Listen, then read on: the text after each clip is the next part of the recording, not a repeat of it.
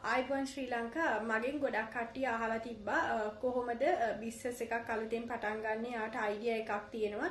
ඉතින් ඒකට මගෙන් අයිඩියා එකක් ඒගොල්ලන් ඉල්ලලා තියෙනවා. ඉතින් මං හිතුවා ඒක වෙනුවෙන් අද ඔයගොල්ලන් වෙනුවෙන් චුට්ටක් කතා කරන්නම් කියලා. ඇත්තටම ඔයාට අලුතෙන්ම බිස්නස් එකක් පටන් ගන්න අයිඩියා එකක් තියෙනවා නම් ඉස්සෙල්ලාම ඔයා ඒ ගැන දැනුවත් විය යුතු කාරණා කීපයක් තියෙනවා. මම ස්ටෙප් බයි වශයෙන් කිව්වොත් එහෙම පළවෙනි කාරණාව තමයි ඔයා මොනවාද කරන්න යන්නේ මොනවාද ඔයා ගන්න යන අයිටම් එක ඔයාට සෙල් කරන්න පුළුවන් මොනවාද කියන එක ඔයා ගොඩක් හිතන්න ඕනි දෙයක්. ඊට පස්සේ දෙවෙනි එක තමයි ඔයා ඒ අයිටම් එක ගැන මාකට් සර්ච් එකක් කරන්න ඕනි. මාකට් එකේ රිසර්ච් එකක් කරන්න ඕනි. මේ අයිටම් එක ඔයාට විකුණන්න පුළුවන්ද? ඒකේ තියෙන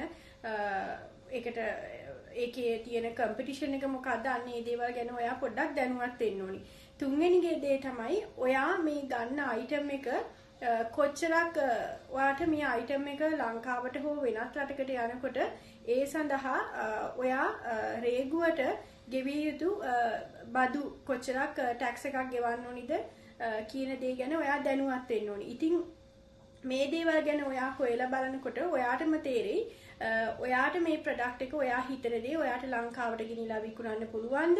ඒකට ඔයා කොහොමද ඔයාගේ ප්‍රොෆිට් එක ඇඩ් කරන්න ඕනි? අන්න ඒ දේවල්. ඊට අමතරව ඔයා දැනගන්න ඕනි අයිටම් එකක් ලංකාවට ගෙනියන්න කලින් තවත් දැනගිතු කාරණාවක් තමයි මේ අයිටම් එකට මට ඩොකියුමන්ට් එකක් ඕනි වෙයිද මේක ලංකාවට ගෙනියන්න? මේකට රිස්ට්‍රික්ෂන් තියෙනවද? මේකේ මොන හරි ලයිසන් එකක් ඕනිද ඒ අයිටම් එක මං සෙල් කරන්න?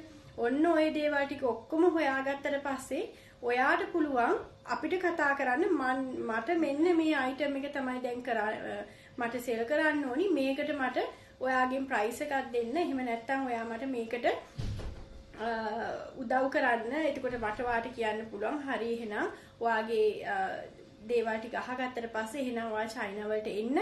ඇවිල්ලා මම ඔයාලට මාකට් එක පෙන්නන්නම්. පෙන්නලා ඇවිල්ලා ඔයාට අවශ්‍ය කරන දේවල් ටිකට මම ඔයාට උදව් කරන්නම්. ඉතින් ඔන්න ඔය ටික ගැන ඔයා ඉස්සෙල්ලාම දැනුවත් වෙන්න ඕන.